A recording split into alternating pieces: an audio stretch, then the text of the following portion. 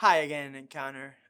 We're in the middle of a series on forgiveness for Lent, and I fear that today probably was best to make a pause on that for a week and address what's been on my mind. I'm guessing what's been on your mind, on everybody's mind, really, which is all of the uncertainty coming with the coronavirus, not only here in the city, but honestly all over the world. Right?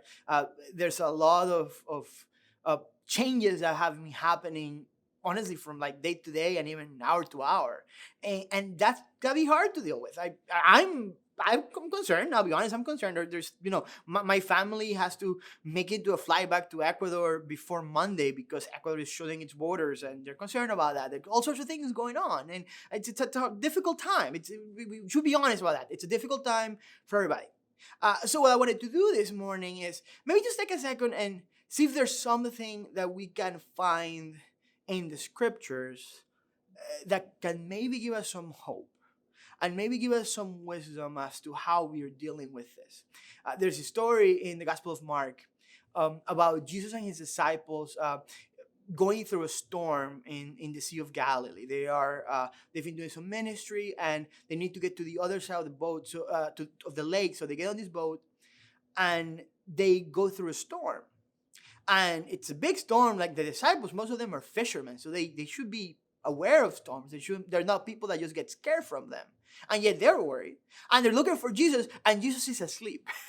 And they wake Jesus up, and what they tell Jesus is, teacher, don't you care if we drown? And Mark, keeps going, and he says, he got up, talking about Jesus, and rebuked the wind and said to the waves, quiet, be still. Then the wind died down and it was completely calm. He said to his disciples, why are you so afraid? Do you still have no faith? They were terrified and asked each other, who is this? Even the wind and the waves obey him. In many ways, it can feel right now like we're in a storm.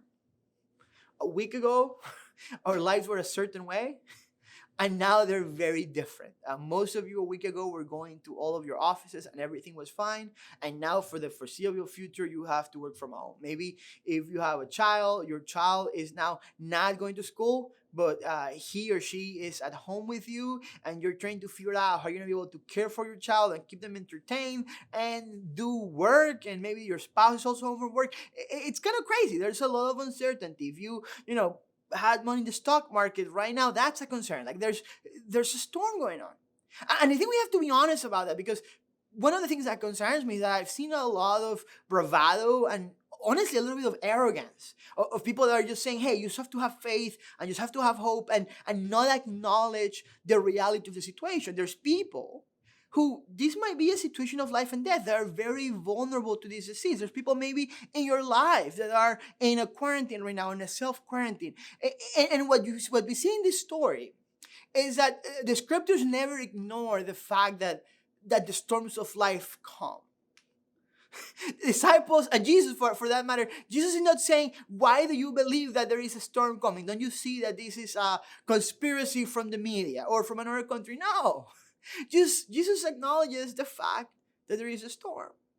The disciples acknowledge the fact that there is a storm. They take it seriously.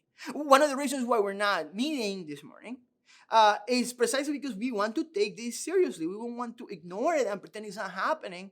And we feel like the most loving thing that we can do for a community, not only to serve the efforts of the city trying to slow down the spread of the virus, but also to care for the people that are in our community that could be vulnerable to it, the elderly people, or people in our extended families and circles of life and relationship that could be exposed to it. So the most loving thing we can do right now is to acknowledge what's going on and to take the necessary precautions and the necessary measures to help the collective fight that we're putting up as a country, trying to slow down the spread of the virus. There's nothing wrong with that. Taking caution is not exclusive. It's not diametrically opposed to having faith.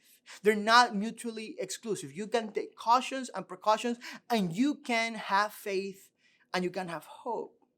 Because if we're honest, that's the end of the danger that's going on right now, right? That there is also a sense of beyond just concern and beyond just taking the necessary precautions, there's a sense of fear going on.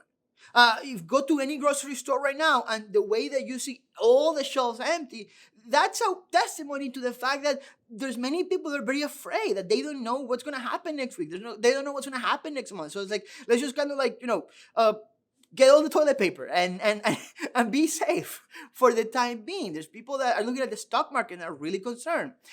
People that maybe, they don't know where their income or their livelihood is going to come because so many things are being canceled. And, people that had income counting on, that's out the window right now.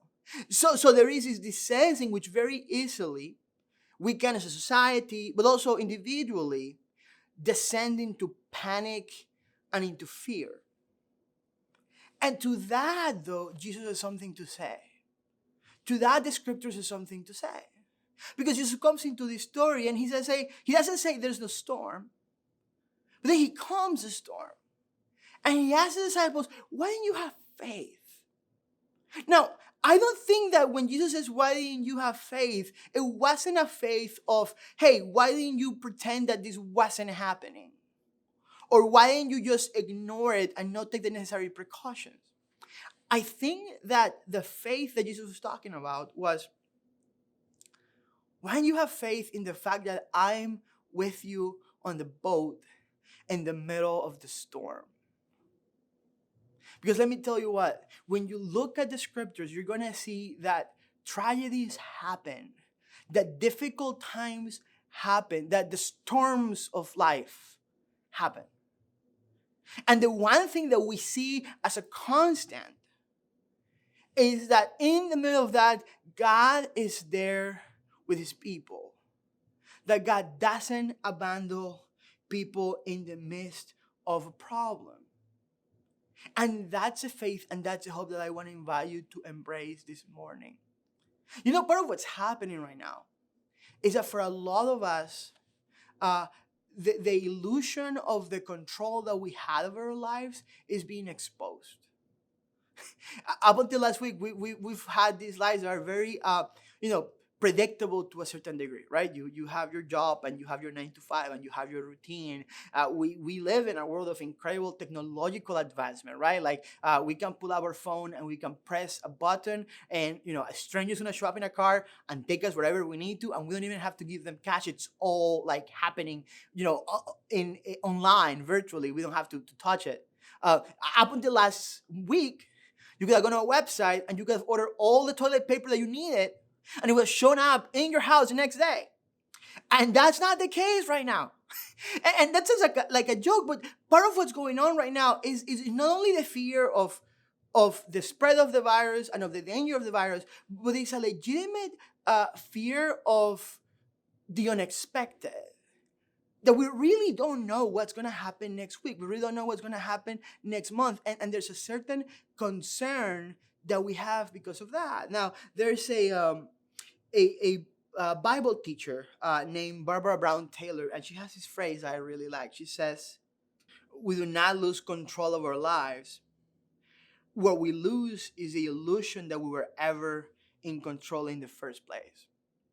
And that's what's happening right now, that there is a sense of this loss of control.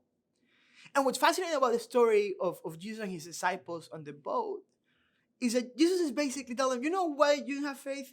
Because you thought that you can control this. And when you realize you couldn't control it, you freaked out. And part of the story is not necessarily saying that every time that something bad happens, Jesus is going to make it go away or calm it. It's the idea that when you're in a boat with God, God is the one who's in control of the boat, not you. And God is the one who's in control of what's going on around you, not you. And part of what a lot of us are going to learn to have to do is to relinquish the illusion of control.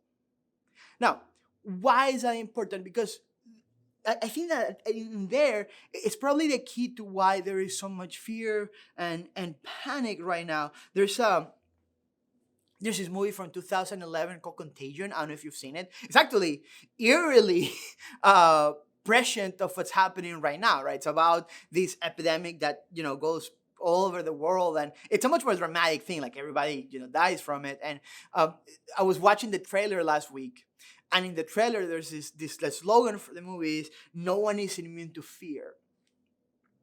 And the idea is that the movie is not only about the spread of the virus, it's about the spread of fear. It's about the spread of anxiety. It's about the spread of worry because of the uncertainty of the situation. Now, when we learn to relinquish control, when you learn to trust God, we can embrace hope instead of fear. Now, why should we trust God?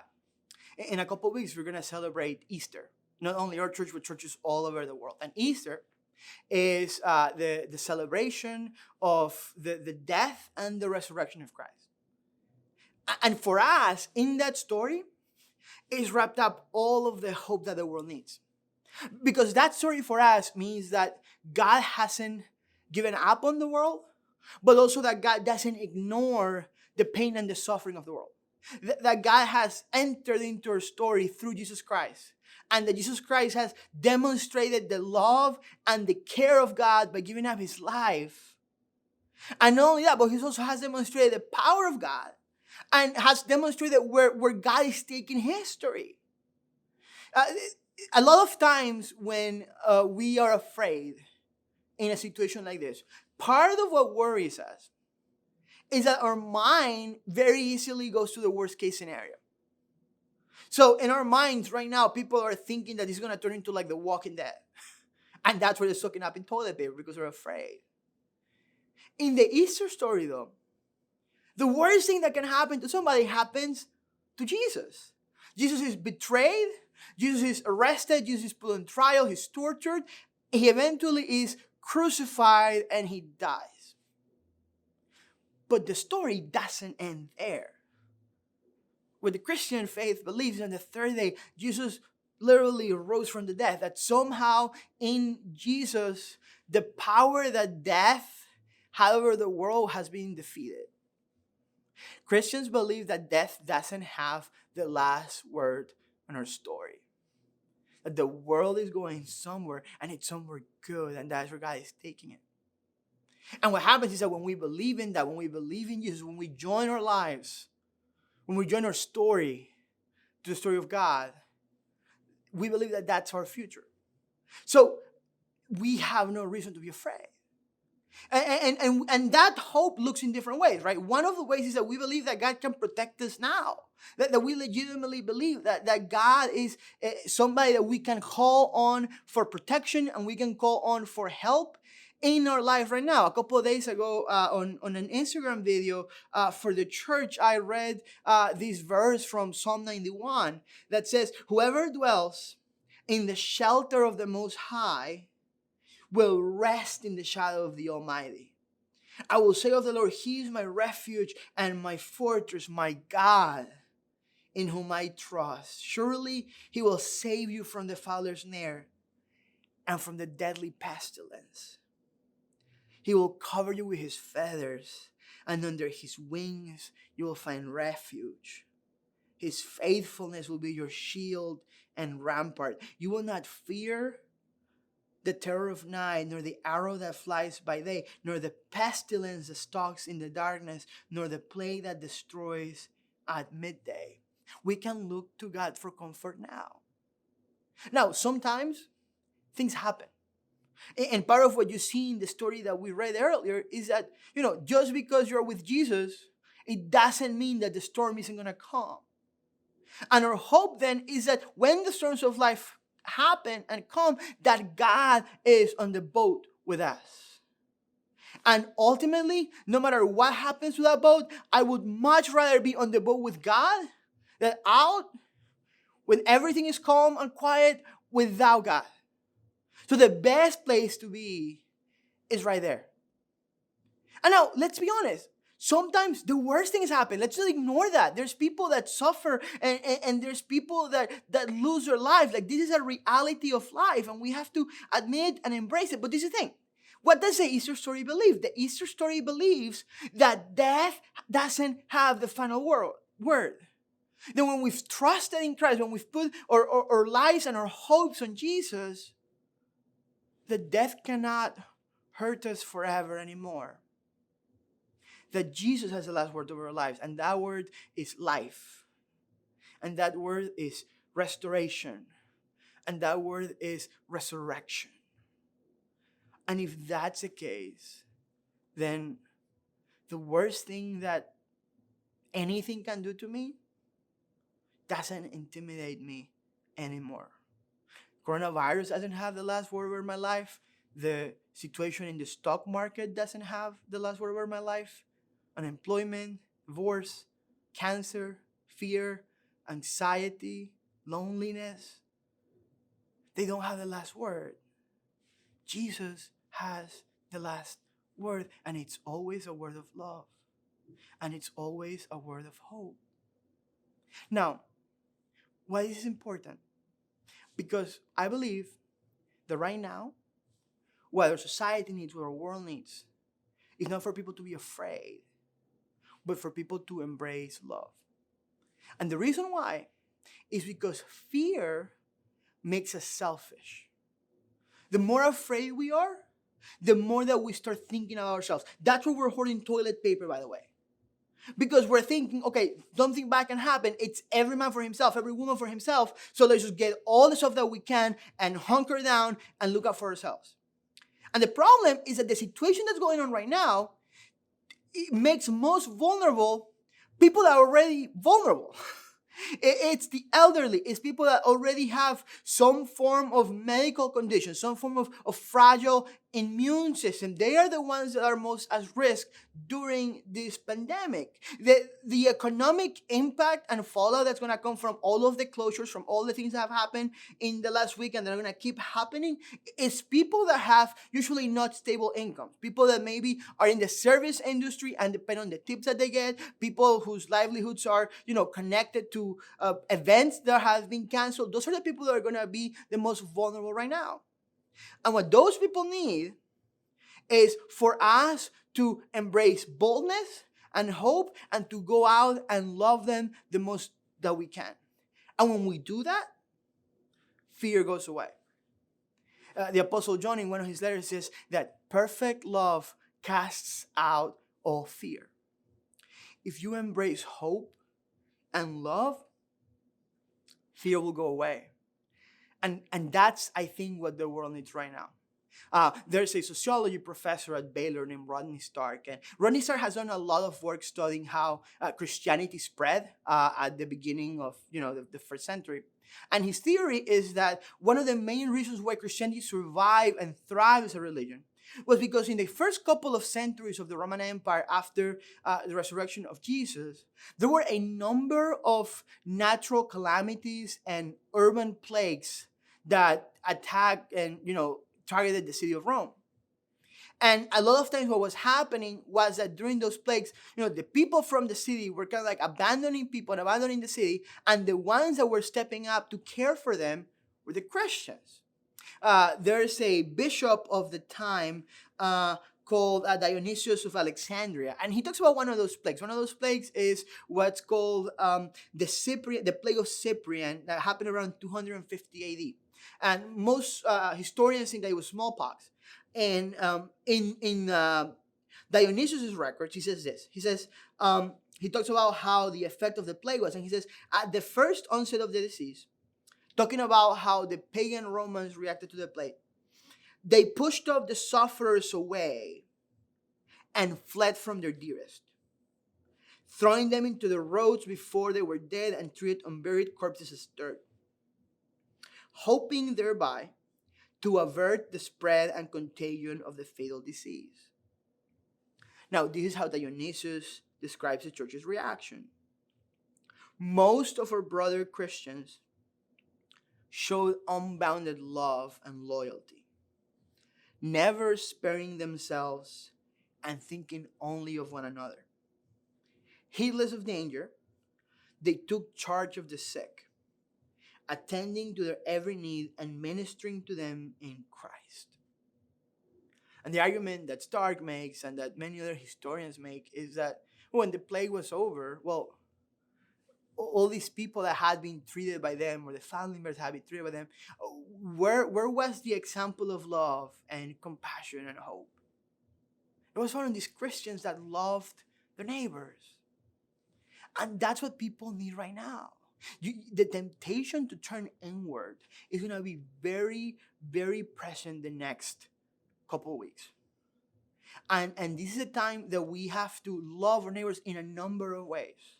One, by practicing caution. And right now, what all of our government officials are telling us is that practicing social distancing to help slow down the spread of the disease is the best way that we all can help. And washing our hands and taking all the normal hygienic measures, it's the best thing we can do. But there are other things. There's people in your community, maybe elderly people, that are worried and isolated. They don't know, they're afraid of getting out because they're going to be exposed to the disease, that maybe need errands run, maybe they need somebody to get groceries for them. And maybe that's a place where we can step in and help them and take care of them. There's people that are home from work and that can take care of their child who's also home right now, and maybe you have time off, or maybe you can somehow help alleviate that need. There's people whose income and livelihood is being very affected by everything that's going on right now, and maybe this is a time that we practice generosity in caring for our neighbors. One of the things I want to do in the next few weeks, are there ways that we can help as a church? Are there needs in our community that we don't know about that we can meet? And we're going to give you all of the resources to take care of that. But my friends, what I'm telling you right now is this. Right now, what our city needs, what our country needs, what our world needs, is for people to not be arrogant and to not ignore the facts and to not pretend that nothing is happening. Back to the people that acknowledge that something is happening, and yet at the same time, even though they take all the cautionary measures that need to be taken, that choose to say no to fear and despair and anxiety, and they choose to say yes to hope and to faith and to love. And that's the best possible way to live. In the Gospel of Matthew, there's another passage that talks about storms. Jesus finished kind of like giving his most famous talk, the Sermon on the Mount. And at the end of the sermon, he says something along the lines that, you know what, if you listen to my teachings, he says, that's going to be like a man that built a house on a rock foundation. And he says, when the storms of life came, the house was able to stand. He says, if you don't listen to my teachings, well, that's like building your house on sand. And when the storms of life come, what happens? Well, the house collapses. We have a choice of how we want to live our lives. And my encouragement to you is to not build your life on fear and anxiety and worry, but to build your life in hope and in faith and in love. To build your life on the foundation of Jesus. Because that's the best possible way to live.